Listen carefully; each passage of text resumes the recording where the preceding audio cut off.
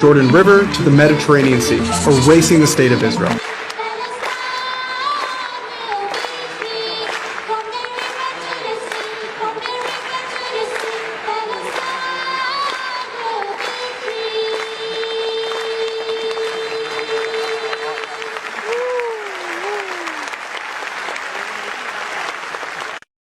Assalamu'alaikum. Welcome back with Story Time with Bubun. This whole month, we will tell stories about Palestine Related, from histories until stories about what's going on there. It's going to be exciting and wonderful. Come on, let's check this out. Chapter 3: The Nakba and Apartheid. Dad told us that in 1948, Israel's military forced 800,000 Palestinians to leave their homes and run for their lives. 800,000 people is a massive number.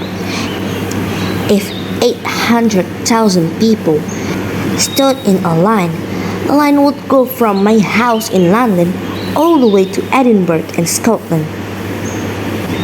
If 800,000 people stood in a straight line, it would go almost all the way across the UK. That's how many people were forced to leave their land, and they are not allowed to come back, even now. Kind of reminds me of when I saw a kid in my class getting bumped off his seat by one of the mean kids. The smaller kid just flew off the chair before the big kid sat on him. So yeah, that time 450 villages were wiped out and around 15,000 Palestinians were killed. This is called the first catastrophe, the Nakba. And then in 1967, Israel launched another war and occupied Gaza and the West Bank too. They invaded Jerusalem. They marched into the Holy Al-Aqsa complex and took control. Gaza.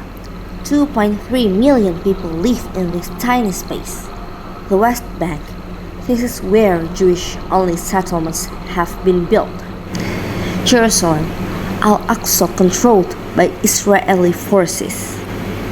300,000 more Palestinians lost their homes in 1967. I figured out I would need 6,000 large boxes to fit 300,000 marbles. Basically, the Palestinians have suffered a lot for the last 75 years.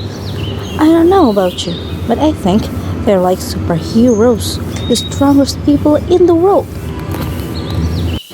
At school, we learned about Nelson Mandela and how he is a hero for fighting apartheid in South Africa. My teacher told me that apartheid is when some people are treated differently when they lived in the same place because of their race. There are different laws for them.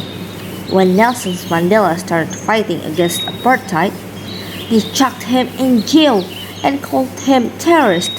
And now, like I said, we learned about him at school because everyone knows he was a hero. This is what he said. But we know too well that our freedom is incomplete without the freedom of the Palestinians. And guess what?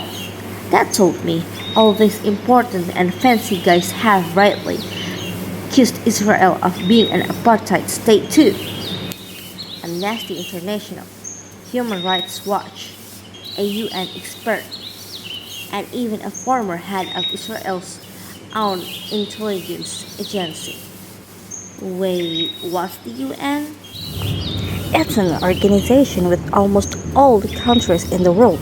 They try to find peaceful ways for countries to sort out stuff they disagree on, and if fighting does break out, sometimes they send in troops to stop it. They stand for human rights and they help countries which have been in a war. By the way, I found out that Israel has a very powerful military with all sorts of defenses and tanks and an intelligence agency called Mossad, which is their version of the CIA to stop the Palestinians from resisting the occupation. But the Palestinians don't have the money to have all of that, So, if they don't try to stand up for themselves and fight breaks out, it's a really unfair fight. Like a giant powerful robot against a toaster. So, Asia and I learned all of that. And then Mom got back from cleaning the blueberry yogurt off the wall. She'd been listening to that, filling us in, and said it's time to talk about what's going on right now. Thank you for listening to today's episode. The next episode I will tell you about what's going on in Palestine. So please stay tuned. See ya!